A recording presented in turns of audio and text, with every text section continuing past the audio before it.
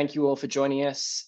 I'm going to give you a short webinar now on some fundamentals of metrics, particularly for product management, but really if you're doing any kind of business analysis, then this should be useful.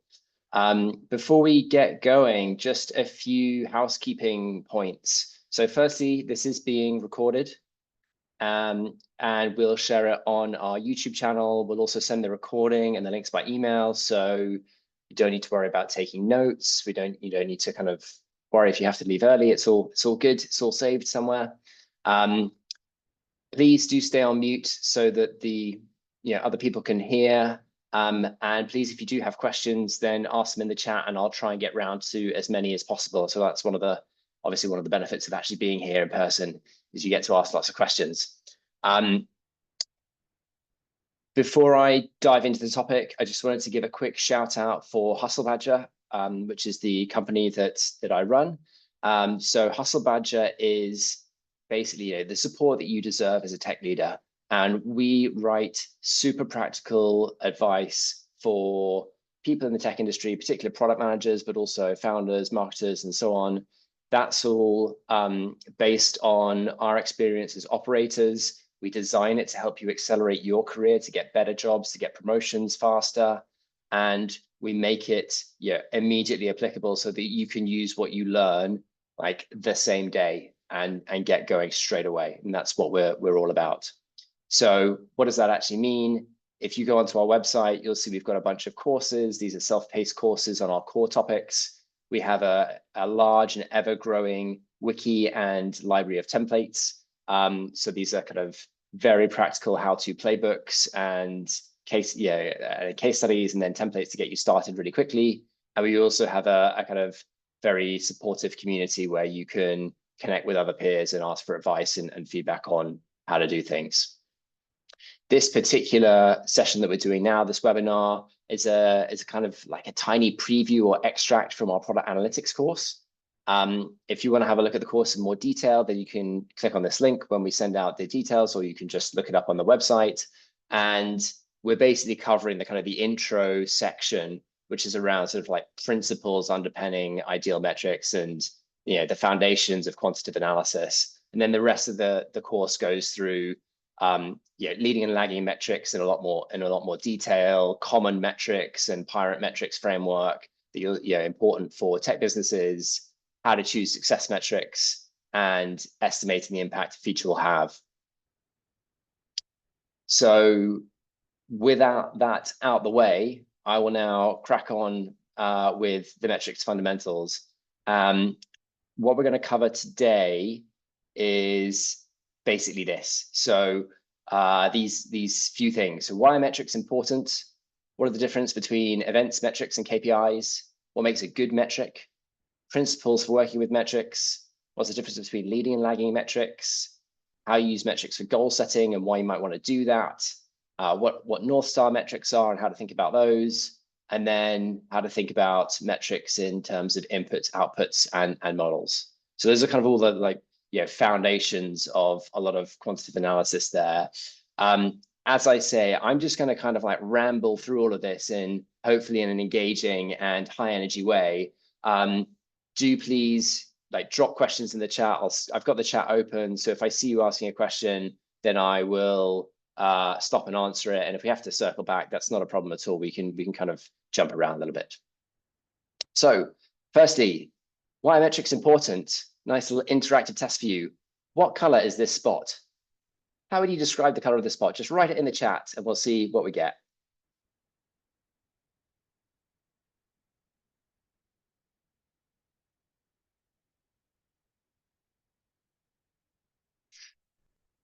Good. So it took us about 5 responses before we had about 3 different answers there. So you can see this is a subjective thing, right? It could be orange or brown or red or burnt orange or light brown. There's lots of different ways you might describe this. Now, if you please just put what number is this in the chat. Yeah, I mean, that's pretty obvious, like 3 is 3, right? And so this is the difference between quantitative analysis and qualitative analysis. Qualitative analysis gives you color, like sometimes literally, what do things look and feel and What is the kind of the richer experience, and what quantitative numbers do is they give you hard answers, objective facts that everyone can agree on. Why is that important? Well, as we're trying to understand the world, and whether that's because we're a product manager or a marketeer or a scientist, then we're often going through this cycle. We're coming up with a hypothesis. We're making a prediction about how we think the world works. We're then, on the basis of that hypothesis, making some predictions about the future, and we're running an experiment to see what happens. Then we're doing some analysis to see how the real world behaves and whether that matches our prediction. And on the basis of that, we learn something. We learn either our hypothesis is a good model for reality or a bad model for reality, and we can update it and go around the cycle again. So metrics which give you these kind of like objective truths, which you can then, you can quantify, you can measure, they're really good for going around this cycle and understanding the real world in a better way. And that's why we use them quite simply. And you'll notice some of the language I'm using here when I'm talking about, like, they let us model reality. That's going to foreshadow the very last topic we'll come on to when we talked about inputs, outputs, models, and that's what we're going to build up to effectively. So a few quick definitions, like events, metrics, KPIs. So in an event in the tech world, like this is a generally, like, an individual line on a database. It's a log of something that's happened. So it's either a binary, this thing happened, or it's a measurement of, like, this person paid us £52. But you've got databases, like probably lots and lots of different databases, all measuring these sorts of things. And then your metrics basically turn those databases into calculations. So if you've had even a passing use of SQL, then this will start to, should be very familiar with you. Metrics have a definition. And if you're used to SQL, if you're used to playing around with these databases, or you're used to playing around with Excel even, your metric is effectively the formula that you put in that calculates a number from a database. So a common metric like daily active users, that might be the count of unique user IDs on a particular date. Right, so all metrics have a very specific definition, and it's that specific definition that makes them objective, that makes them replicable, that makes them auditable, and means that everyone can have a single source of truth. And then KPIs, key performance indicators, there's a bit of subjectivity in this, because these are the metrics that we decide or we select as being important. So these, there's nothing that makes one metric a KPI versus another, apart from a bunch of people calling it a KPI. So what makes a good metric? A good metric is one that helps you make decisions, basically. So it's something that when you're not doing anything, you don't want it to move too much. You want it to be kind of stable. You want it to be flat. And when you do something, like you ship a new feature, you want your metric to move. It might move up, it might move down, depends on whether you try to make it go up or down. But that's basically what you want a metric to do. So that means that a good metric has the following qualities. Like, firstly, it should be intuitive. So do people easily understand it? So people, give you a quick example here, people understand revenue. They're like, oh yeah, that's money coming in the bank account. But if you get into gross merchandise value, or even ARR and recurring revenue, like, these are slightly less intuitive terms, and they're still pretty intuitive. You can use them most of the time. But if you get into really sort of abstract calculations, like, oh, well, we took this segment of people who'd logged in at least 3 times on a mobile device, but also activated their account after last Tuesday. I mean, no one's going to understand what you're talking about. So you can find the most amazing insights, but actually, if people don't understand what you're talking about, then it's very hard for them to get a sense of whether what you're saying is sensible or not, or whether it's holds together and understand like your reasoning. And that decreases the power as a decision-making tool, because you can't get consensus around what you're seeing. Second thing they have is that they're measurable. So metrics require you to get those kind of data points, those entries in the database in a reliable way, and they require you to have that data kind of like clean, as in like, it's, you're expecting a number, you get a number. You don't get a number formatted as a text string with a couple of commas in it. So you can run the calculations that you want to run on it. So you've got to have your actual code set up so that you can measure what you're getting. Third thing is actionable. So good metrics help you make decisions. If you can see a metric and it goes up and down and does all sorts of fun things, but actually that doesn't feed into your decision-making process, it again, not very useful. And finally, influence, as in like it's in your control. So we mean that does what you do change what the metric does? So the time the sun rises and the amount of daylight that we have, that is intuitive, it is measurable, it is actionable. We might change our alarm clocks, but we can't change it. So this is something that as a business metric we're not going to care about too much probably, because it's not going to have, it doesn't allow us to make better decisions. Just a quick question from DC. So talking about KPIs. So are KPIs the most important metrics? Yeah, basically that's the way to think about it. Your KPIs should be a subset of all the metrics, and then they're your most important ones. Okay, so these are kind of, if you ask different people, they will have slightly different lists about how they define a good metric. I think these 4 points cover, most of the stuff you might consider, but I do like to pair with them a few principles for working with metrics. So these aren't properties of the metrics themselves, but there are things that you should think about when you're working with metrics to make sure that, again, you're doing robust analysis, you're coming up with good data-driven or data-informed decision making. So firstly, when you're using metrics, you know where they come from, and because you know where they come from, you can calculate them again. So there's nothing worse than drawing a chart that looks really exciting. You're like, oh my gosh, we doubled revenue. This is crazy. This new feature is amazing. You show it to the CEO and they're like, that's great. And they're like, but it looks a bit funny to me. Like, are you sure you checked X, Y, Z and can I replicate that? And then you go back to the data and you actually can't draw the chart again, right? This is hugely damaging to your personal credibility, like rightly so. And the way to prevent it is to make sure whenever you're working with data, so you pull some data, you stick it in a spreadsheet, or you draw a chart, make a note of where you got that data, and ideally a link to the exact table or the exact query that you got it from. And if someone gives you a data set, like an analyst, then make sure that they source it correctly as well, so that you can go back and you can repeat it, and you're never caught out by having some great numbers that actually you don't know where they came from. Secondly, so charts are labeled. So again, if you're going to show data, you're going to show metrics in a visual way, then you want to have your axes labeled, you want to have your series labeled, you want to have a title for the chart, you want to have your sources linked. These are all sort of like great fundamentals, that allow everyone to understand what's going on. There's a great saying that, a chart without labels is just a picture. It's very true. So always have a hypothesis. So your metrics are basically that they're useful as a way of understanding the world and for describing to people what's going on.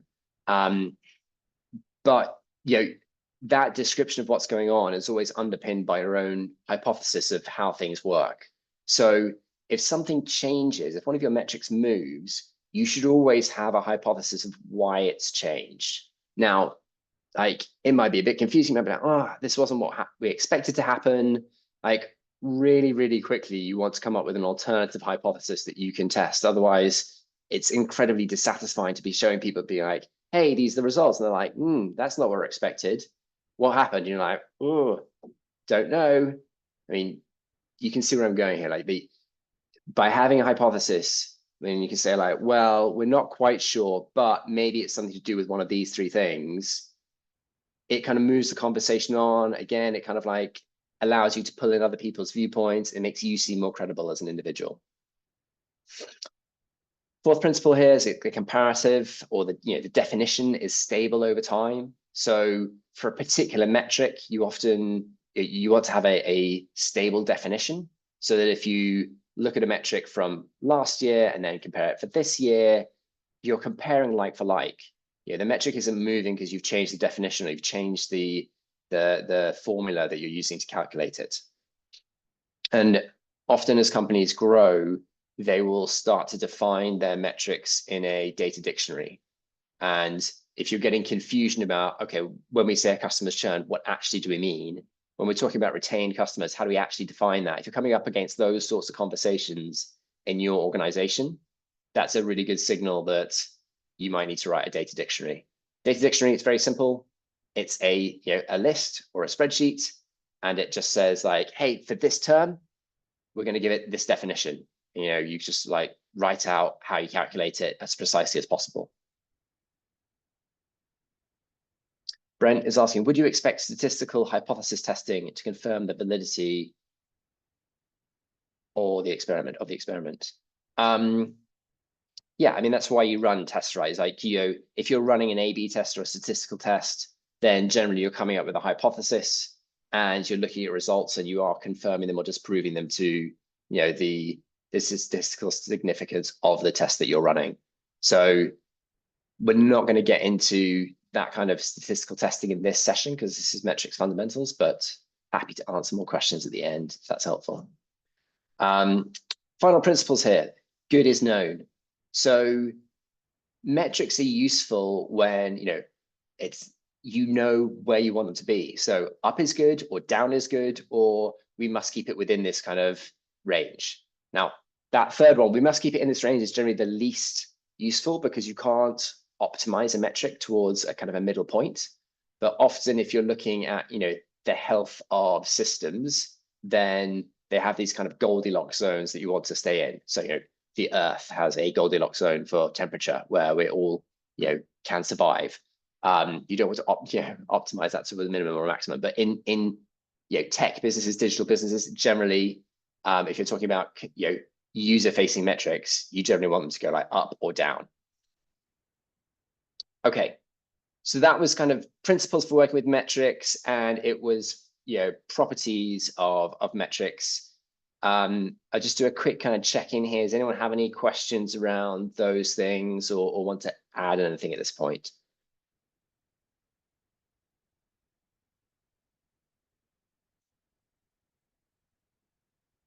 Super. I will crack on then. We'll start looking at leading and lagging metrics. So leading and lagging metrics, this is one of the kind of most common terms you'll hear people talking about. Oh, is this a leading metric? Oh, I don't like this because it's a lagging metric.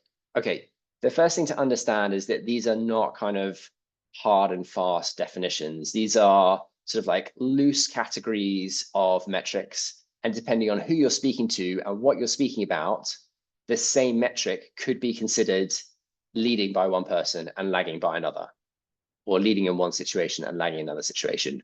So if someone's talking about this being a leading metric, and you're like, wait a sec, I thought it was a lagging metric. Like, don't worry about it. Understand what they mean when they're talking about leading and lagging, and it will make a lot more sense. So they're basically saying it's a shortcut way of talking about different things. So the nature of leading metrics is that they predict the future. So you look at leading metrics because you're saying you want to know what's going to happen like further down the road. Whereas lagging metrics you look at because you want to understand what has actually happened indisputably in the past, right? Leading metrics tend to move really quickly, so they're very responsive to changes. Whereas lagging metrics, because they take longer to respond, and they might follow leading metrics by a few minutes, a few hours, but even like months it might take for lagging, for the changes you start to see in leading metrics to actually come through into lagging metrics. And in terms of business outcomes, sort of like stuff that you really care about, stuff that drives your valuation of your company, stuff that makes, do you get your funding round or not? Leading metrics are sort of like predictive of business outcomes, whereas lagging metrics typically, measure actual business outcomes. If we look at team influence, then generally leading metrics are much more specific. So they tend to be largely in the control of an individual team, whereas lagging metrics, because they are business like level metrics, they are the result of all the teams' impact across the company, and therefore an individual team or an individual person has quite a small impact on any individual metric. So to give some examples, leading metrics might be things like engagement rate, adoption, activity, how many comments has this person made in the last year? How many products did they view on the page? How many people who saw this ad click through to the site at any point? How many people engaged with our social media posts?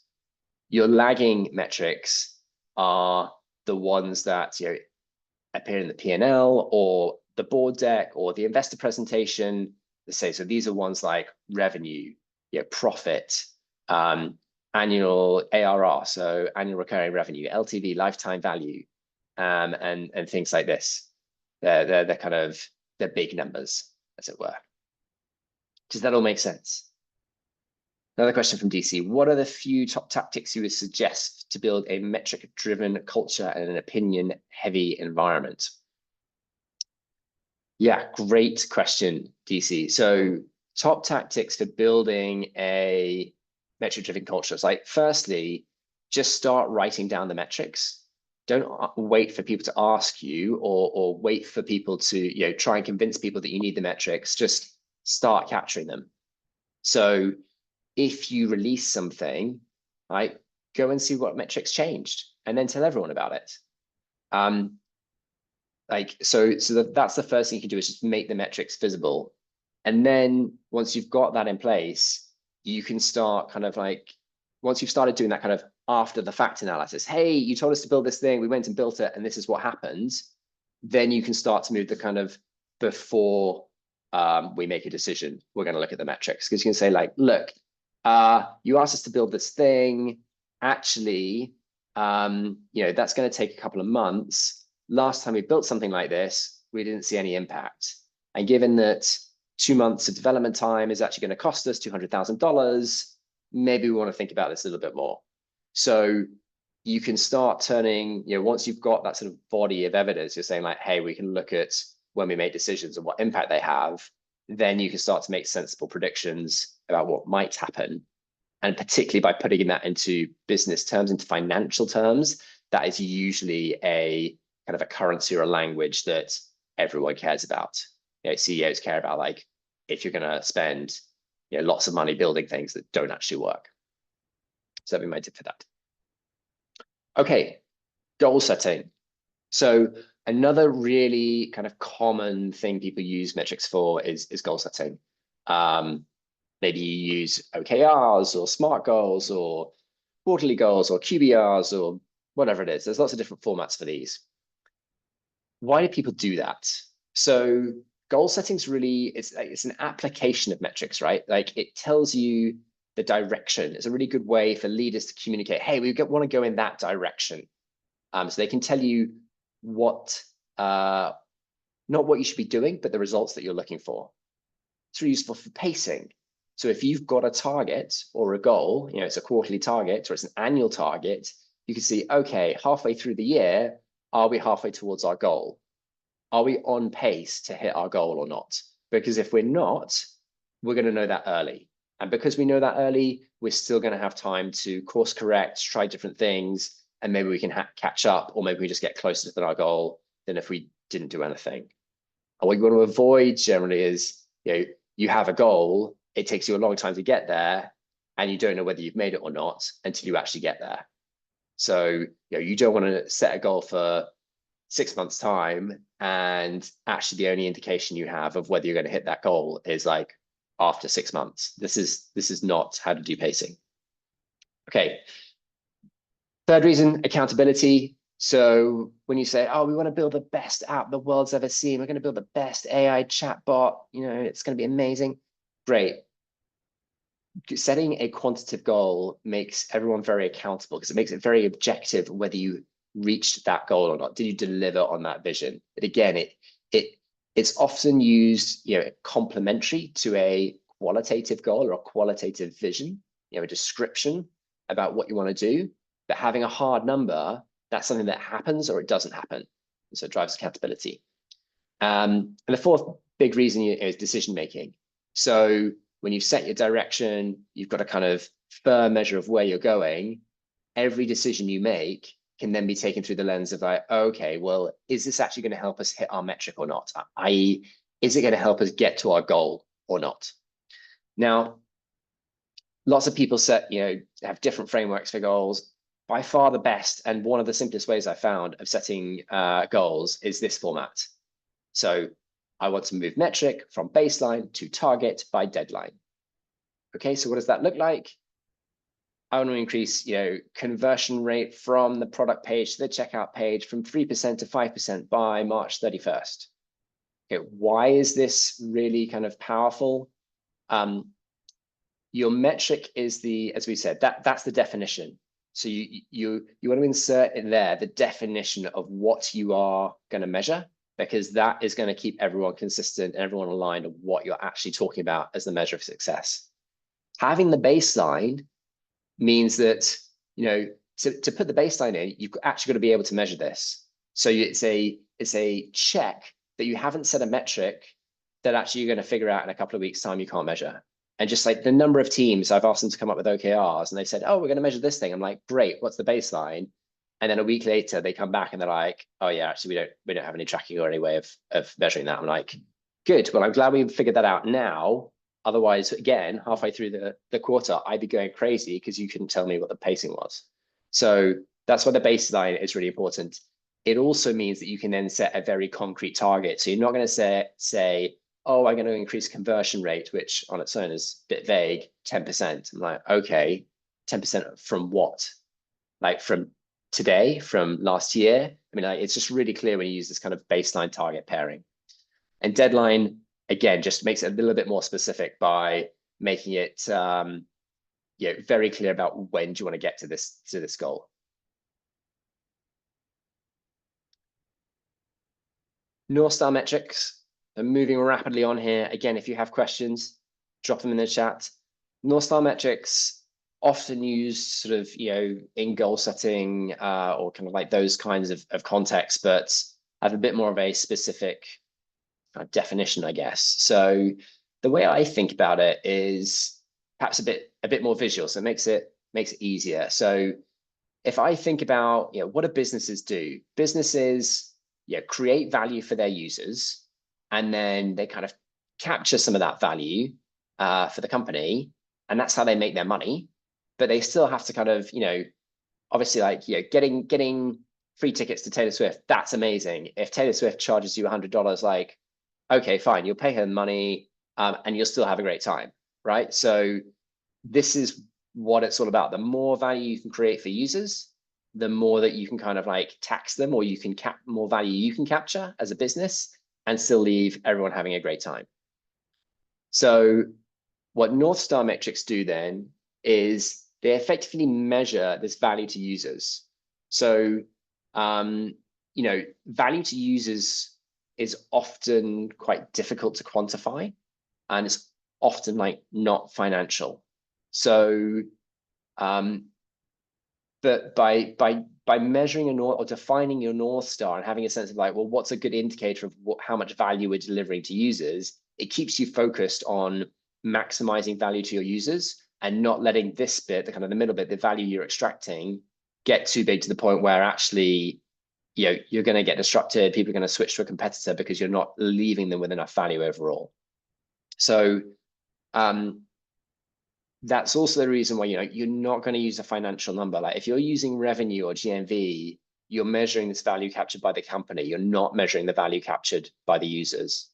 So the sorts of things you might measure, Spotify, time spent listening, you kind of assume that the more time people spend listening on Spotify, the more they like Spotify.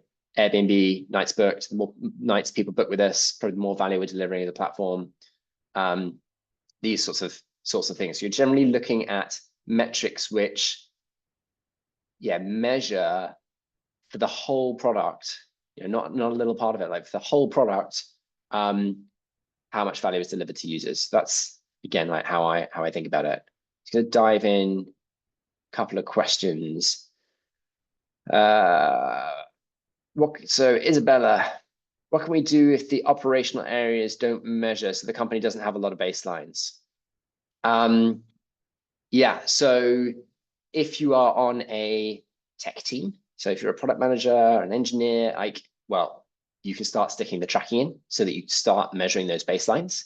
So you can start defining your own metrics. If you're not in a tech team, you might need to go and find someone and speak to them. Go speak to the analysts or the engineers and ask them like, hey, I want to measure this thing. How do I do that? So yeah, the whole conversation around metrics is just like it doesn't go anywhere until you've actually got those events kind of piling up in the database, until you've got those numbers to look at. So that is definitely your first thing, is you've got to go and like start measuring things. Then another question, Maxime, is there a way to rectify the situation in case the job has started and the team having missed a baseline? Yeah, I mean, so going back to the this question here, like what if you don't have the baseline, or you've already started the quarter and you forgot to measure, and like get it as quickly as possible. And so establish it as fast as possible, and then if needs be, redefine your metric or your target. So if you find out actually you can't measure exactly what you wanted to, figure out what you can measure. If you figure out your target is like crazy off because you didn't understand what the baseline is, reforecast it, right? So like, yeah, just get the baseline as quickly as possible. CEO of Shopify just said on Lenny's podcast, they don't use OKRs and KPIs. They're data driven, but they see that about metrics, when it becomes KPIs, it loses meaning and isn't meaningful anymore. I think that about worrying teams to gain metrics instead of improving the product. What do you think? Should you even have targets? Should you have even goals? I think, look, there's definitely, I recognize the behavior they're talking about, right? Some companies get so caught up on the metrics that they lose sight of the user experience and they lose sight of the business. Metrics are by definition one-dimensional. They measure, how long is this piece of string? How high is this mountain? They measure things in along a line. And humans, customers, businesses, these are very much, multi-dimensional things. So if you get too focused on a particular metric, then you can end up building something that maximizes the metric, but isn't good for your customers, isn't good for humanity, isn't good for the business, right? So you've always got to remember that the qualitative, I talked about like, hey, goals are really useful to have as metrics. They are, but you should always have the qualitative definition first, right? Because otherwise, you're going to optimize the metrics, not optimize the actual thing that you want. Your metrics are like a proxy for the qualitative experience you want to generate. So hope that was makes sense. Okay. What happens if the business set a target that is ridiculously higher than is possible, or what is even possible? Yeah. So what if the target's too high? Well, look, you're not going to reach it, clearly. So I think some managers confuse, a metric as something as, that's what we're going to get. Right? If I just kind of like whip my teams hard enough, they will somehow make it to the target. That's not how targets work. Like I said, targets provide these 4 things over here. They provide direction, they provide pacing, they provide accountability, they provide decision-making. Nowhere here does it say that targets get you what you say they will. So, you are going to fall short, and that should become very obvious because you're off pace, right? Okay, how do you deal with that if your boss has set you a unrealistic target, or you set yourself an unrealistic target? From the pacing, you should notice that early. So again, you've got a quarterly target, you're going to notice that after 3 or 4 weeks, not after 10, 11, 12 weeks. So 3 or 4 weeks in, you're going to be like, hey, look, big boss, looking at the pacing, looking at where we are, I don't think we're going to hit this target. And then you can have a conversation. You can go back to decision making, like, are we still confident in this approach? Maybe we've just set way too high a target. We're going to keep the approach, change the target, maybe, or maybe just keep the target, but accept that we're not going to hit it. Or actually, do we want to rethink our whole approach here and try something different? And if we try a different approach, that may or may not mean that we get to our target. Again, nothing's certain, right? So that's how I think about sort of dealing with unrealistic targets. Like, a reasonable manager should be looking to engage in those conversations and should be looking to problem solve with you. If you've got a manager who's like, well, you just got to hit your target. I mean, okay, you're going to do what you're going to do, but at the end of the day, you cannot determine whether you hit your target. All you can do is determine that you've made sensible choices along the way that you hope to get you as close as possible. Okay. Another question from Emma. What advice would you give to PMs whose department doesn't articulate a clear strategy, OKRs, or goals? Good one. So, yeah, I think in this case, so you might have I'm imagining a situation here, Emma, where basically you're being told to build stuff. You're just being like, hey, build me this feature, build me that feature, rather than them saying, oh, we want to maximize this number, we're heading in this direction, this is our vision. Okay, so that's not a great situation to be in. The way I think about it is those things probably exist to some degree, right? Like, CEOs don't at the end of the day want a list of features built, even if that's what they say. They want a successful business. They want happy customers, right? They want to get, a big payout when they sell their business, right? So you should be able to kind of infer what their goals are and write some sensible goals and say like, hey, my understanding of why we're building this thing is, you asked me to build this widget, and I think the reason you asked me to build it is because you're hoping it's going to improve customer retention, or it's going to improve like what customers pay us. Write that down and make it explicit, because when you write it down, it makes it much easier for people to leave it alone if it's wrong. So don't worry if it's wrong. Like, if it's wrong, people will correct you, and when they correct you, you'll know what the answer is, right? So you kind of flush out those answers by putting something down on paper. And that's the same with strategy. It's the same with OKRs, goals. Like, if you're not getting told those things, basically write down your best guess and then start sharing it with people and say, hey, don't say like, this is the strategy. Say like, hey, this is my understanding of what we're trying to achieve. This is why we're doing this. This is what I think the goal should be. Is that what you also understand? So use it as a forcing function to understand where everyone else is trying to go. Okay, so I hope that answered your question, Emma. Next question. Yeah, Dan's making a great point here. So he's saying, from personal experience, we review every goal in our weekly leadership meeting and say if it is on track or off track. And if it's off track, we discuss why and what action to take. And that is a great example of metrics being used well, right? In this kind of way where you're saying like, okay, we've got these metrics, we've got these goals, we can see where we are now. We are 25% through the quarter, we are 20% towards our goal. Okay, what do we need to change to get back on track? Those are the kind of conversations you should be having that are really healthy. Okay, and Maya's asking, what is the best practice for attributing conversion or growth gains from product versus marketing? Yeah, so attribution is an interesting topic. It's not one we're going to dig into in this. I haven't got the right chart, but let me talk it through with you. So attribution, you can do that in different ways depending on how important it is to get you the answer. Because getting more granular data and a more robust answer to how much impact have you had is something that gets more and more expensive. And there's 4 or 5 different levels to this. So at the kind of base layer, we don't really care where the impact comes from, as long as it comes from somewhere. You've got your kind of like vibes, YOLO, whatever. We don't try and attribute impact. Okay, so that might be the case if you're a solo creator, or you're a very small startup, you're super scrappy, everything's heading in the right direction, fine. So above that, you've then got sort of things where you go like, hey, to attribute this data, like we're going to look at what both teams have done. So what has product done? What has marketing done? And qualitatively, we're going to write down just like, how do we think though that action has changed the metrics that we're seeing? So our revenue has doubled, marketing did X, Y, and Z, and product did X, Y, and Z.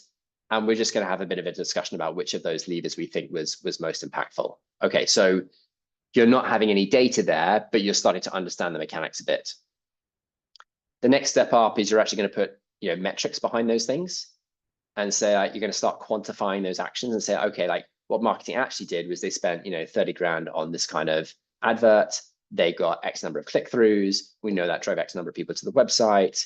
On the product side, we made this change. We could see this happened when we did it. So you're not going to untangle the impact, but you're going to start having data behind who did what. You're just going to start quantifying how important each of those different activities were. And then above that level, you get into sort of control testing. So maybe that's an A/B test, maybe that's a holdout group. And that's basically saying like, hey, we're actually going to keep some of our users off to one side, and we're not going to let marketing touch them because we're just going to look at what is the product impact of this thing. Or we're going to look at, all of our users get the same marketing, they come from the same places, but we've split them slightly differently so they see different product experiences, different digital products. Which of those groups then performs better? So that is expensive because it's expensive to set up. It means that some users are not getting the optimal experience because some are by definition getting like the control or a worse variant. But it is going to start giving you like very robust data on what is happening where. So it's a conversation to have with your organization, like how keen are they to split out the impact of different teams? If they are really keen, that's really important to them because they believe a lot in accountability. Okay, that's fine, but that is expensive, and that relies on A/B testing and all the tooling and the coding and time that entails. So I hope that answered that question for you. Okay, I'm going to move on just so I finish this and talk briefly about inputs, outputs, and models before we finish up. So inputs, outputs, models. This is a really, like when you start thinking about metrics, like a lot of the value in metrics giving you, helping you make decisions is because they give you this model of how the world works. So you have some inputs, you change some things, and because you change some things, basically you have a bit of a black box. You have all the relationships that affects some other stuff, and maybe you understand how that black box like works or not, but you get some results, you get some output at the end of it. And so to make this a bit more concrete, like if you say you change the homepage and you put the search bar kind of a bit more front and center and you make it easier to kind of click, great. That's going to affect a whole lot of things when people come onto the site about how they perceive the site and how they interact and do they use the search bar and where do they go? And as a result, you're going to change the number of pages they see. Do they make it through to the checkout page and all sorts of other outputs, right? You don't understand that relationship entirely, right? But you can build a model of it. So you can start to say like, hey, we think if we make this change, actually we're going to get 20% more people through the search bar. And we think those people that go through the search bar are going to, behave as the people who currently go through the search bar do. So if we've got 20% more people, then we'd see this. So very simple example here. Like when you start to think of your kind of like, what is your mental model of how the world behaves, and then you put numbers on it, that's a very powerful way of making decisions, because it goes back to that kind of initial thing I was talking about. You have a hypothesis, and that hypothesis has both a kind of qualitative description, but also a quantitative description. When we move this thing, it changes that thing by X, percent or a factor of 2 or whatever it is. So models, I think, in abstract terms, cover these kind of 3 flavors broadly. So you might have a tree, a funnel, or a loop. So a tree, hey, we multiply these things together and we keep multiplying those things together, and eventually we get to a metric we care about. So we might have like leading metrics at the bottom and then lagging metrics at the top. And we want to know, okay, if we increase the value of items sold How much does that change revenue? Great. Well, we'll just kind of plug in some numbers and we'll see what comes out. Funnel, we go through these steps. Some people drop out each step. Okay, if we change this drop off, what happens at the bottom end of the funnel? And then loops, you go like, okay, well, actually, it's kind of like a funnel or a tree, but it's, it kind of influences itself. So as you go around it, we get more guests bring us more bookings. When we get more bookings, we get more hosts, and hosts have more listings.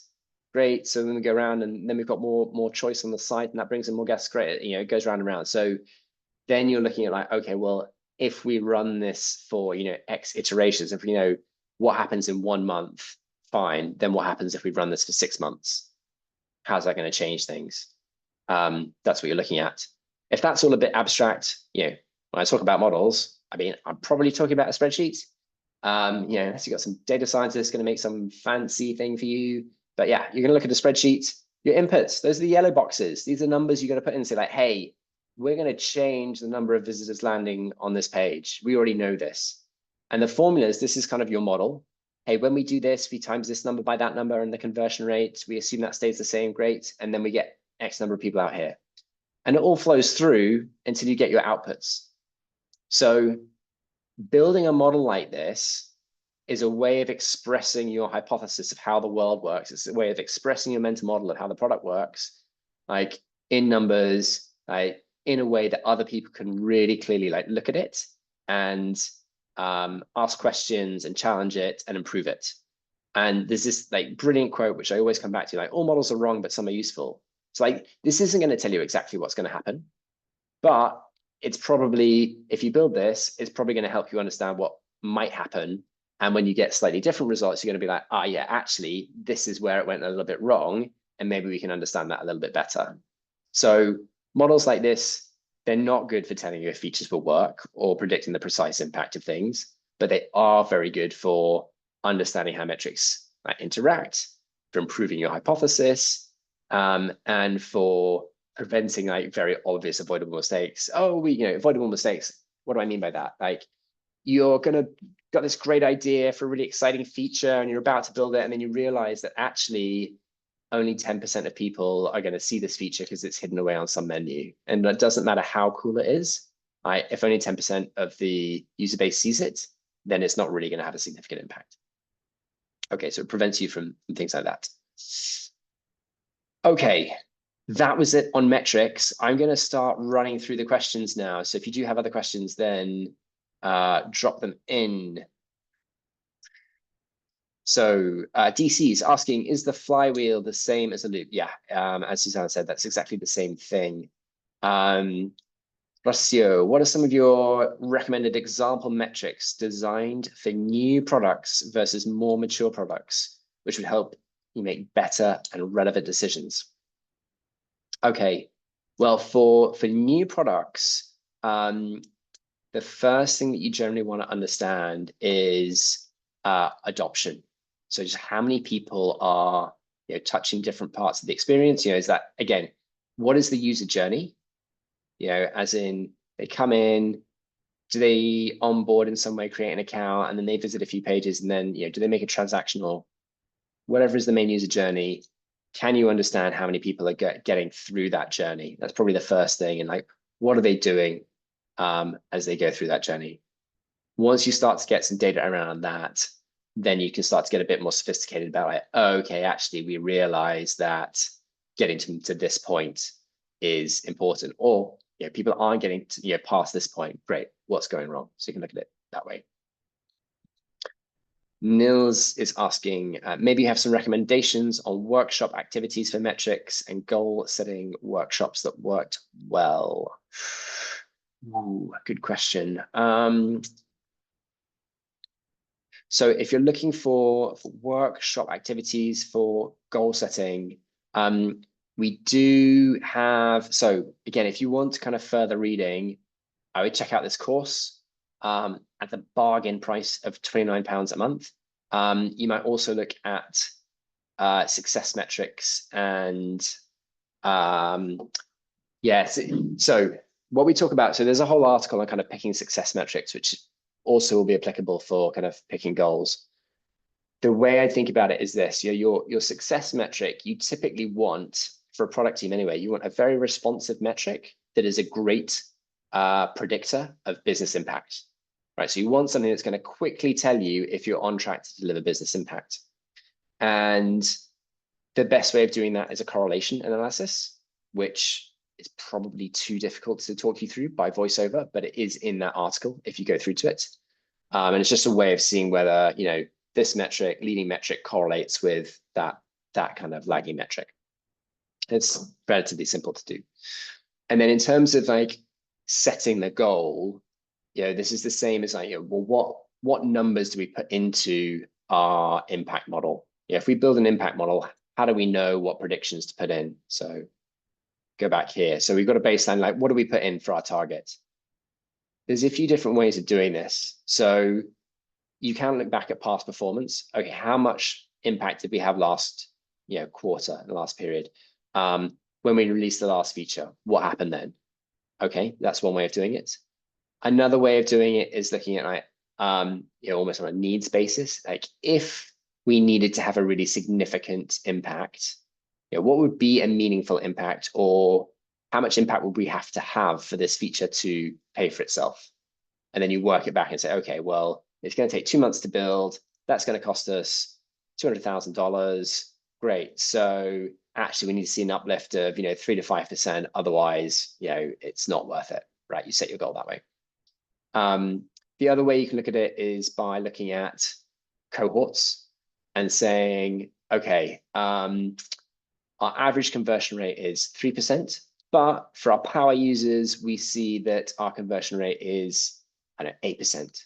Great. Well, we can't move all, we're not going to move every user to being the same as a power user, but maybe we're going to move like them some of the way there. So you're going to pick a number between kind of your average and your best segments and be like, right, well, how much do we think we can close that gap? So, Niels, I think there's like 3 or 4 kind of recommendations there for you. And as I say, if you check out the articles on modeling and picking success metrics, that'll have a bit more detail for you. Okay, iPhone asking, while launching a new feature and preparing a journey map for a target persona, do we need to consider as is state or to be state? So, well, it depends what you're doing, really. Like usually you want to understand both, right? You want to understand what is the journey map right now, and you also want to understand what it's going to be. And I think about like ultimately, like, why are you changing? If you're changing the journey, why are you changing it? Like, what is the ultimate goal here? And then you want to put it in terms of, okay, is this change going to deliver that overall objective or not? And how do we think about whether it's going to do that better or not? And then we got another question here. I see most Northstar models using mathematical thinking. Yeah, input A times input B equals output C. But I also see, for example, in the Amplitude playbook, they use proxy metrics as inputs because they're easier to work on. For example, number of users with 10 messages a day is input for daily total messages. Proxy messages for me is really hard to communicate. Yeah. So these are different types of analysis and model, right? So this is a very basic model where we go like, this times that, this is a kind of A times B equals C type of model, right? And it's very easy for people to understand it because they can, look at the formulas. I think you're right that you kind of often when you really dig into the data, what you're not seeing these kind of concrete, like absolute relationships between metrics. You're saying like, hey, actually, for every, I don't know, people who do 10 more messages a day are 3% more likely to convert after 3 months. To do that kind of modeling or to turn that into a usable model, you've got to have those, you're always going to have that as a standalone piece of analysis. Say, right, we understand the correlation between these things. It's described by X. And then you're going to plug it into something a bit more like this model where we say, like, hey, we're going to increase the number of people who get 10 messages a day by 20%. And therefore, X% of people, that'll have X% of people, like X number of people pass this threshold, which is really important to us. And that's going to result in more people getting to this lagging metric that we care about. So I probably wouldn't try and do both things in the same model. I'd almost have like a kind of, this is the model that allows us to understand the correlation between two metrics, and then plug that into a more deterministic model like we're showing here. So, and that was your question. I hope that makes sense. Okay, probably got time for one final question before we wrap up, if anyone wants to stick a final question in.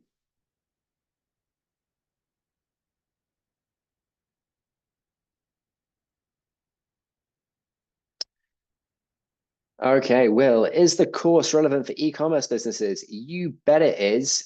So this course was written by me and Susanna, who is my lovely co-founder, who's been in the chat a little bit. We both have quite extensive e-commerce experience. And so a lot of the examples that we use and a lot of, you can see in the template we provided here, this is an e-commerce example. So yes, it's very relevant for e-commerce businesses.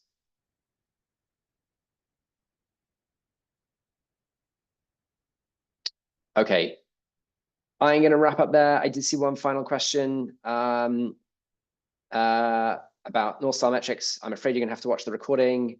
Thank you very much, everyone, for coming along.